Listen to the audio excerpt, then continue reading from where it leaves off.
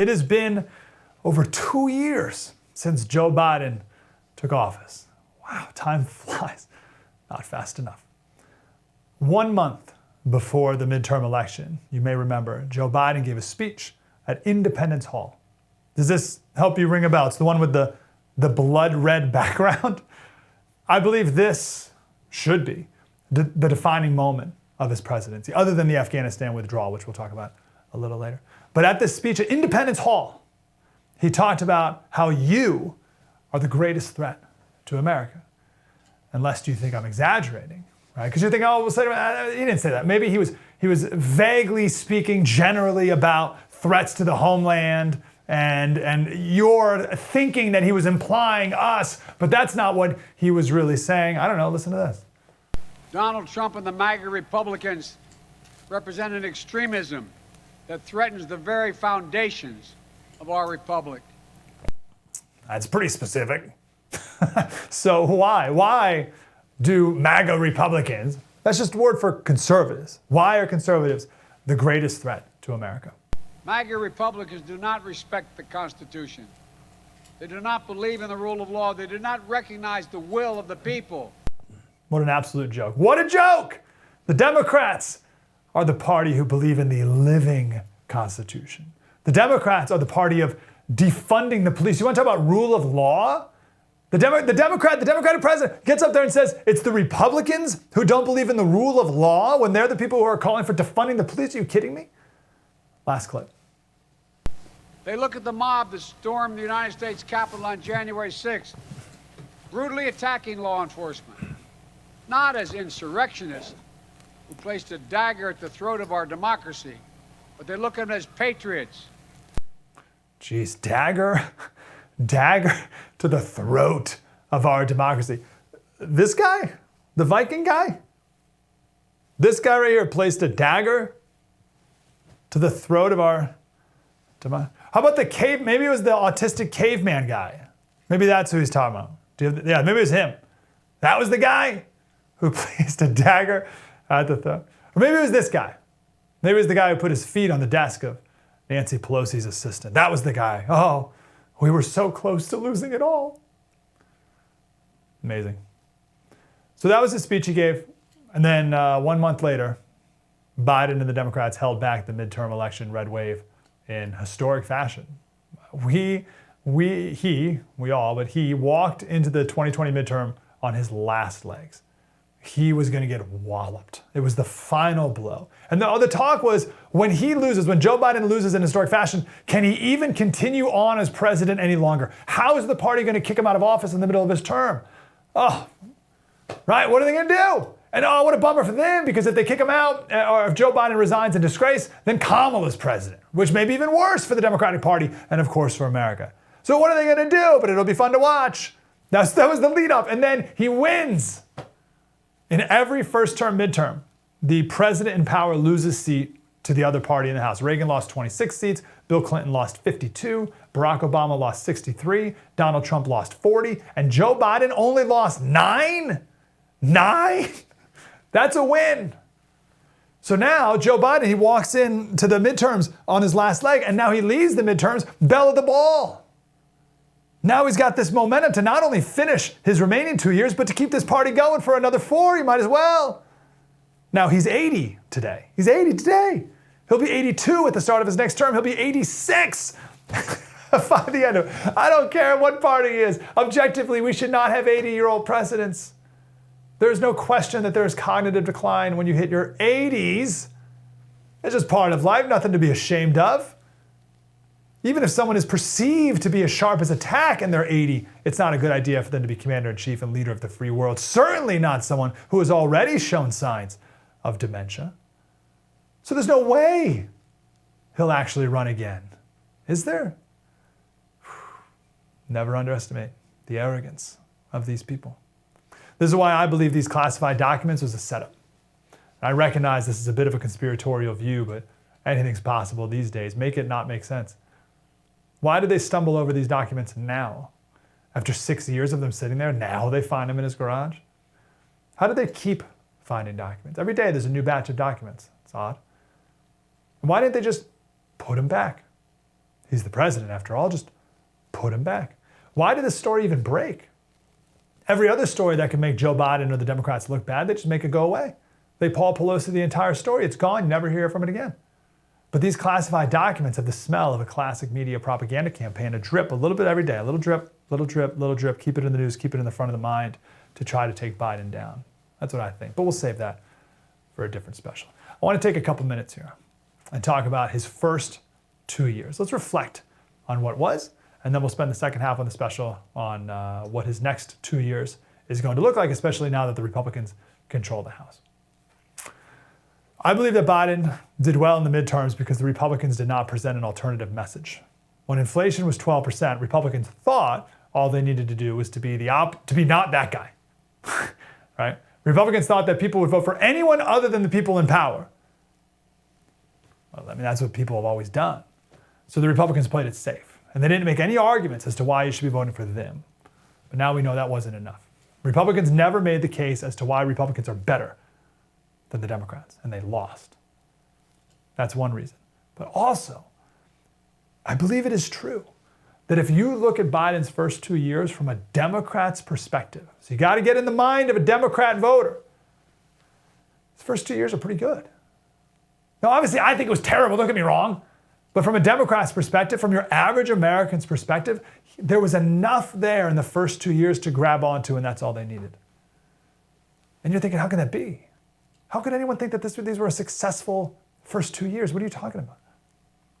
All right, to make sense of this, first we got to take a step back. Let's do a little human psychology here. So this is from the great Jonathan Haidt, H-A-I-D-T. And he writes about the difference between must I thinking and can I thinking. So I don't understand. Must I believe this to be true, or can I believe this to be true?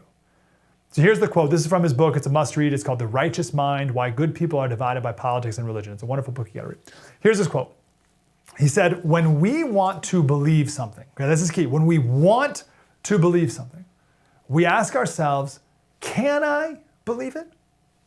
And then we search for supporting evidence. And if we find even a single piece of pseudo evidence, we can stop thinking. We have permission to believe. We have our justification in case anyone asks. That's can I thinking. In contrast, when we don't want to believe something, we ask ourselves, must I believe it? Then we search for contrary evidence. And if we find even a single reason to doubt the claim, we can dismiss it. So if you are a conservative, you will naturally look at anything that Joe Biden has done and you say, must I believe that he's done a good job? That's the posture that a conservative will take against someone who's in the other party. Must I believe that this claim is true? So if you go to Joe Biden's website, he has a section called accomplishments. And one of his accomplishments, it says, he ended the war in Afghanistan. It's one of his accomplishments. Now your brain, if you're a conservative, will say, yeah, but 13 American soldiers died. And Biden's team botched every aspect of the withdrawal. Our final act in Afghanistan was to drone strike a terrorist bomber who turned out to be an aid worker and oops, killed 7 kids. So must I believe that he ended the war in Afghanistan well? No. And here's a piece of evidence to support the fact that he failed at that miserably, therefore he's a terrible president. Now, someone who is a Democrat or inclined to support Democrats, because Democrats still have this branding of the nice people. They're the party of nice people, and being nice is the greatest virtue in America today. Not being righteous, not being correct, but being nice. So if you want to be a nice person, then you're not going to be one of those mean old Republicans, right? So I'm nice, therefore I'm a Democrat. So if you're inclined to support the Democrats and Biden makes a claim, you're not going to ask, must I believe it, and be critical. You're going to ask, can I believe it, and just look for one thing to grab onto, and that's all you need. So again, his website, it says under accomplishments, signed the Inflation Reduction Act. Now someone who thinks they're a nice person, therefore I'm a Democrat, will say, can I believe that that's a good thing? Well, underneath it says the Inflation Reduction Act also takes aggressive action to combat the existential crisis of climate change. Great. That's all I need. I support it. That's the end of it. I found a thing. I found a thing that I support. It ends climate change. It helps climate change. Fights climate change. Boom, done. He's a great president. We are so tribal and idiotic, that's the other thing, that all it takes is the littlest thing to support your tribe. The littlest thing to support your tribe or the littlest thing to hate the other. That's most people. I said idiotic, I take it back. Most voters are low information voters, that's what I mean.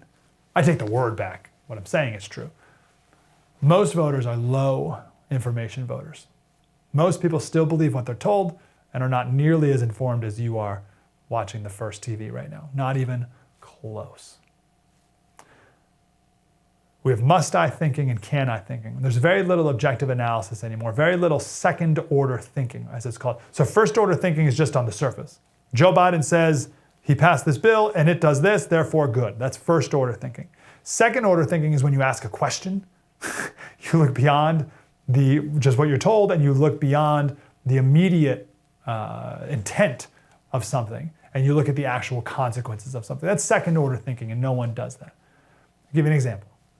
Biden, in his Inflation Reduction Act, which doesn't do that at all, of course, that's a great example. Inflation Reduction Act. Why do you support it? It reduces inflation. No, it doesn't. It did the opposite. Made it worse. Anyway, in that act, he brags all the time that he capped the price of insulin at $35. $35, right? And people love it. They think it's great.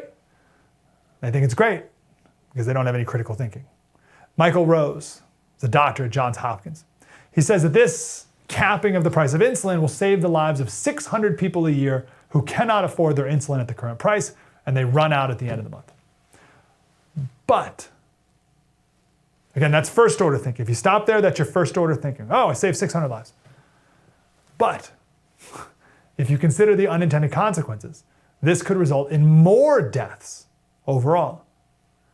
How can that be? Well, we got to go to second order thinking. Most people don't bother with that. No one likes to go down this path. Most people made up their mind already. But let's go there. The claim is, from this doctor, that insulin is the best choice of treatment for a small percentage of patients with type 1 diabetes. That's the kind you're born with. But for 90% of Americans with diabetes who have type 2, insulin should not be the first, the second, or even the third line of treatment. There are other medications that are more effective. There are other medications that are safer than insulin with fewer complications and fewer side effects.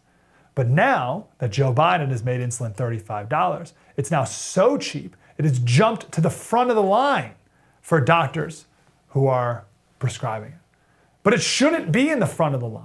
But now that it is in the front of the line, more people are going to take it and more people are going to die because they should be on other medications or they should be losing weight. But no one's going to blame Joe Biden for those extra deaths, those deaths that are probably going to total more than 600 lives that are saved. No one's going to blame Joe Biden for that. No one's going to blame Joe Biden for cheap insulin, or no one's going to blame cheap insulin. People will praise Joe Biden for making it so affordable, even if it's not the best treatment for most people and results in more people dying. Hey, thanks for watching that clip. That was from our special about the first 2 years of the Joe Biden presidency and just reflecting on all the failures. If you feel hopeless about the moment and about what's next, if I can forward you to our podcast. It's called Politics by Faith. And this is the premise of the podcast, is we take these moments of anxiety and hopelessness and we find what is good and true. And you leave that feeling very good, I assure you. So if you can download that podcast and give it a chance and check it out, it's called Politics by Faith. Anywhere you download, listen to podcasts.